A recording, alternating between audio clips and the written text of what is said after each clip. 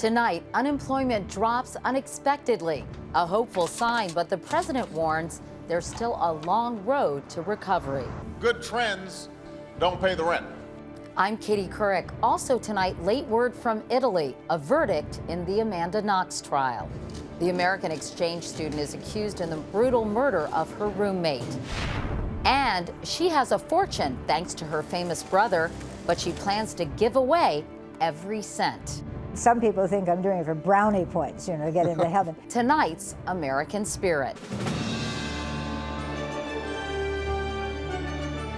This is the CBS Evening News with Katie Couric.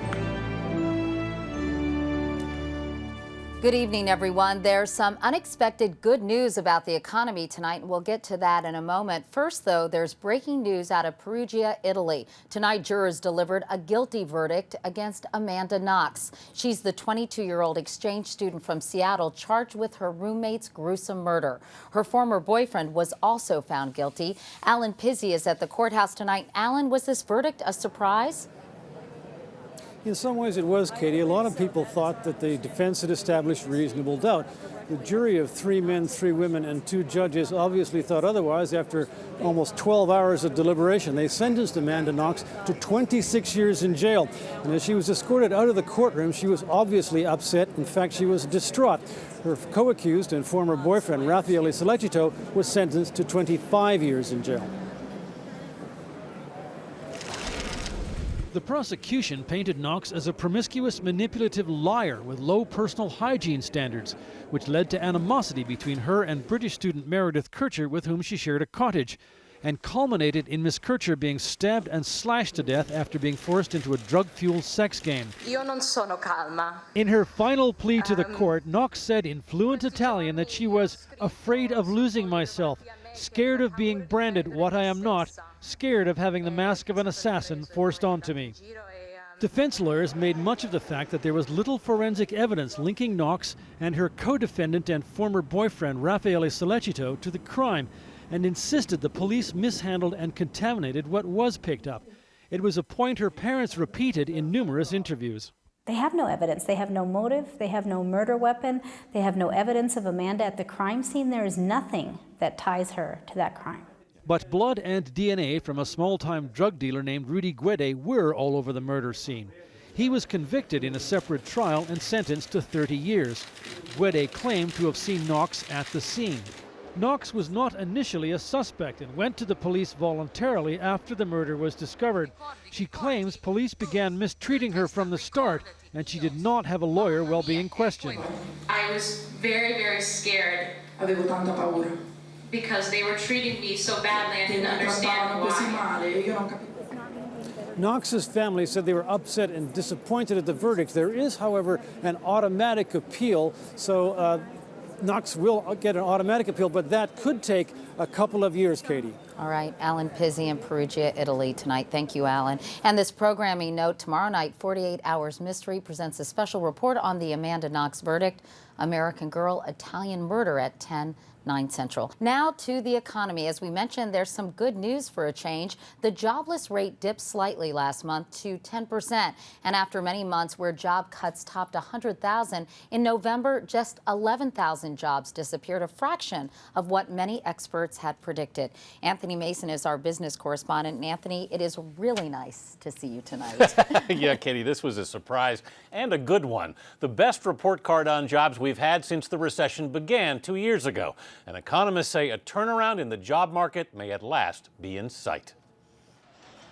Employers all but stopped laying off workers in November. I don't think it's a fluke. I think we'll see job growth flatten out now and probably start to rise in the first part of next year. But with more than 7 million jobs lost since the recession began, the damage is deep. The hole that's been blown in the labor market by this recession is profound. And more than 38% of all unemployed workers have been out of a job now for at least 6 months. Pull your chairs up a little bit. In Des Moines, Iowa, Suzanne Hull has started a support group for her fellow unemployed. Laid off from a genetics firm in February, she found another job 5 months later, only to get laid off again. I've been in transition, I would call it, since February, and the emotional roller coaster that I've been through is unlike anything I've ever experienced. The 10% unemployment rate only tells part of the story. When you factor in people who've given up looking for work or been forced to take part-time jobs, the so-called underemployment rate is now more than 17%. We're nearing the situation where 1 in 5 U.S. workers is either unemployed or underemployed. That's nearly 27 million people, roughly equal to the combined population of America's 10 biggest cities. It's now a matter of I have to take what comes along. Mary Worley was laid off in April from her job as a design technician with Caterpillar. To pay the bills, she's relying on unemployment. I took a part-time job in retail. She's working the sandwich counter at a Walmart outside Peoria. I don't have a lot of time. Unemployment doesn't run forever. The unemployment rate is not likely to fall much until we begin to get significant job growth.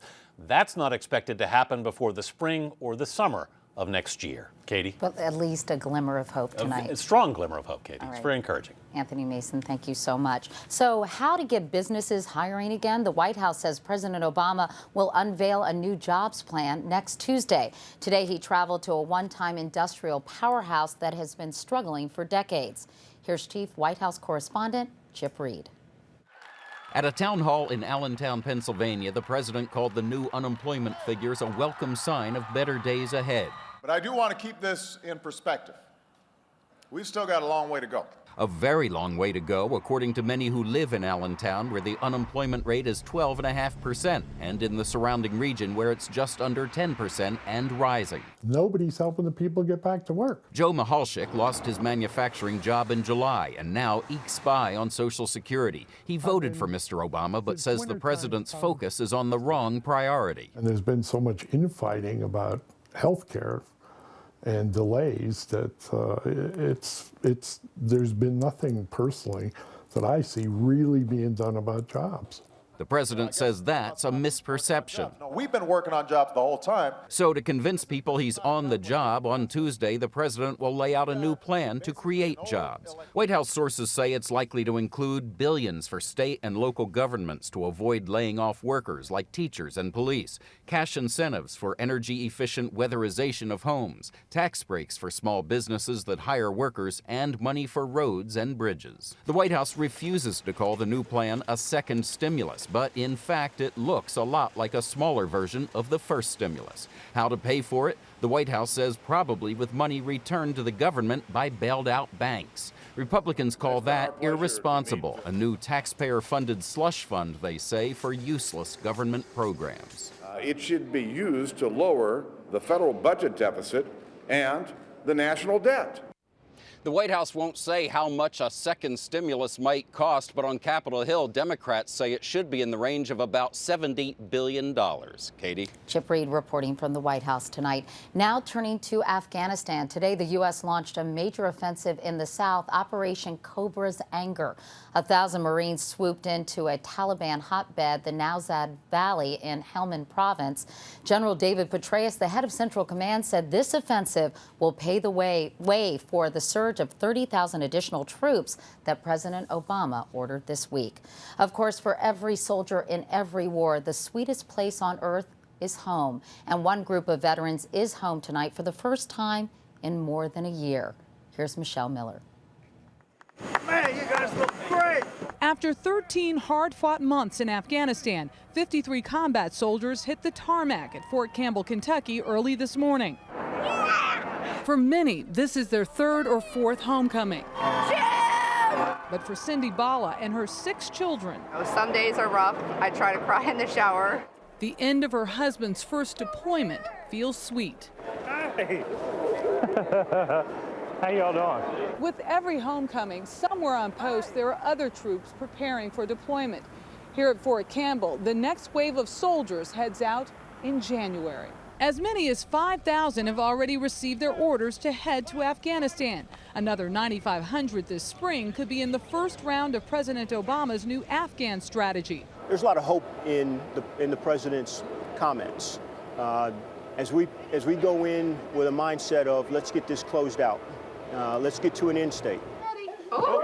Back home, Staff Sergeant James Bala is ready for a little rest and relaxation and spending the holidays with his family. Spend time with our family, enjoy the time that we do have back home, and be prepared to go back. Is it tough to know you have to go back? I volunteered for the job. It's part of my job. I'm ready to go again.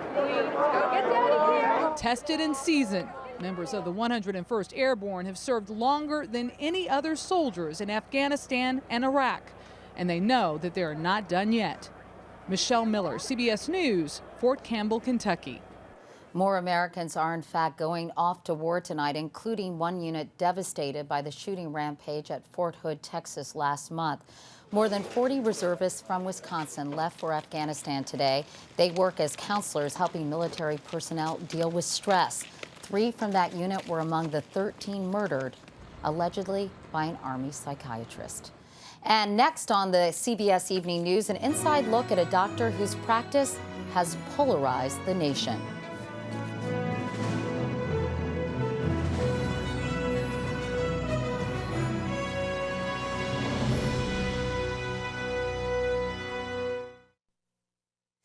Few issues divide Americans more than abortion. It's a conflict that's erupted in deadly violence. Last spring, Dr. George Tiller, one of the few doctors who provided late-term abortions, was murdered in Kansas. Tiller's clinic is now closed, but his cause has been taken up by a former colleague. Tonight, national correspondent Jim Axelrod has an inside look at his controversial practice outside Omaha. Not every doctor takes a different route to work each day. Anything that's habit forming is deadly. Nor has a metal detector and bulletproof glass at his office. People out there that want to kill us. But not every doctor is Leroy Carhart, a 68-year-old former Air Force surgeon who performs up to 3,500 abortions a year. A child should never be separated. While activists protest at his clinic. Have mercy on us. Until I can find someone else to care for women, they still need somebody to care for them.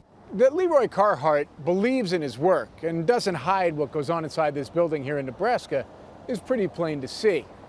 You also might find it a bit surprising, given what happened to his close friend and colleague earlier this year. When George Tiller was shot in his church last May, he was America's best-known provider of late-term abortions, those ending pregnancies after 22 weeks, a point when the fetus might survive outside the womb. For more than a decade, Carhart spent a week each month assisting at Tiller's clinic. When he approached me to come work with him, he said, you know, both of us are very vulnerable targets, and I feel the need to have somebody else to carry on what I'm doing. After Tiller's death, Carhart started doing late-term abortions at his own clinic, on average, 1 every 10 days. Carhart says about half the abortions he performs between the 22nd and 28th week are due to fetal health issues, half the mother's mental health. After the 28th week, it's 90% fetal health. Yes, they did. Women like Sue, an unmarried 28-year-old mother of 3, come from around the country. Sue's somewhere between 21 and 23 weeks pregnant. She's aborting because she put her last baby up for adoption and had a nervous breakdown. She's waited so long this time, she says, because she didn't have the money. At this point, this is the easier decision for me. And that may sound selfish to people, but I'm having a lot of complications that aren't good for my health. Which I think is probably a rational choice on her part. A rational choice? Yes. I mean, she went through it. She already knows the amount of trauma that she went through with the last child. So you wouldn't have any problem performing an abortion on her? No. Certainly not at 21 weeks. Is Dr. Carhart going to hell? I don't know. It doesn't look good. While not all of his strongest critics condone violence, Carhart is nothing short of evil to them. It's the law of the land that he's allowed to do what he's doing. It was the law of land in Germany to corral Jews and gas them. It was the law of the land to make black people slaves. No choice! The lines are clearly drawn, and Leroy Carhart stopped trying to change his critics' minds a long time ago. I totally believe in this cause every bit as much as I did believe every morning when I got up in the military that I was doing the right thing. And if dying for this cause is what I have to do, then that's what I will do. In fact, the only thing that will change for now is the route Dr. Carhart takes to work. Jim Axelrod, CBS News, Bellevue, Nebraska. This is crunch time for the toy companies. Of the 3 billion toys sold each year in this country, nearly half are brought during the holiday season. But are they safe? Sandra Hughes reports on the push to get the lead out of toys made in China and the USA. Good girl. When she was 1, Britt Nordquist tested positive for high levels of lead. Her exposure came from a recalled Thomas the Train toy, which she had repeatedly put into her mouth. Her mother was worried that her speech was delayed. She does not have, the number of words that she should have at this age. She should have about 6 to 8 words, and she really doesn't. 2 years later, Britt's lead levels are down and her speech is normal. Mama, I got this for trick-or-treating. But her mother's fears about lead toys still persist. I'm going to do what I can as a consumer and as a mother to make sure that these kind of products are not in my home. Making her job a little easier, the Consumer Product Safety Improvement Act, which just this year lowered lead levels in products made for children under 12 and forced toy makers to do independent lead testing or face stiff penalties. The 2007 big toy recall was really a wake-up call for the entire industry. In 2007, more than 26 million toys were recalled for lead and other dangers, sending parents into a panic. In 2008, there were a whopping 85 lead recalls, and this year only 15. Toy importer Charlie Wu tests his toys twice before they reach American shores, but he says some Chinese manufacturers still want to cut corners. A lot of them ask me, like, when are we going back to the old way of doing business? And what do you... Never. It's gone. Okay, it's a new day. In years past, just getting toys to the U.S. almost guaranteed shelf space. Not anymore. The Consumer Product Safety Commission has now stationed inspectors full-time at 10 major U.S. ports to check for lead in toys. Advocates at the Center for Environmental Health are responsible for much of the progress. The small organization started doing random toy testing and suing toy makers to expose dangerous lead levels in 2007. We had many motivations to do this work. One was to protect the kids who play with the toys. Another was to protect the workers who were manufacturing the toys. Gotcha! DJ Nordquist isn't convinced yet. If it's made in China, I just won't buy it. But with 80% of all toys now imported from there, avoiding made in China is almost impossible. Sandra Hughes, CBS News, Los Angeles. And up next, the Buffett you may not know, but you should.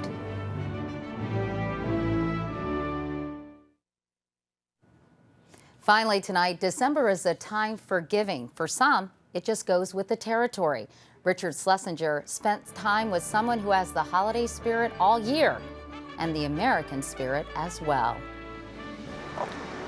Pretty much everyone in Fredericksburg, Virginia knows Doris Buffett. Now we're going to go right here. She's 81 and has the kind of reputation money can buy. She's given away a fortune. How much have you given away so far? Well, I think we're on record. It's something over 80 million. Here's the family. $80 million. She'd rather not say how much more she has to give. It's money she inherited from her mother, whose investments were managed by Doris's kid brother, Warren Buffett, the billionaire owner of Berkshire Hathaway. And he has a little knack for that. So I've had some good luck there. And at one point, she was making money faster than she could give it away. We'd give away money during the month, and then the bank statement would come, and I had more money than I'd started out the month with. So it seemed like we were on a treadmill there for a while. This is a problem a lot of people would sort of like to have. Well, I just look at it differently.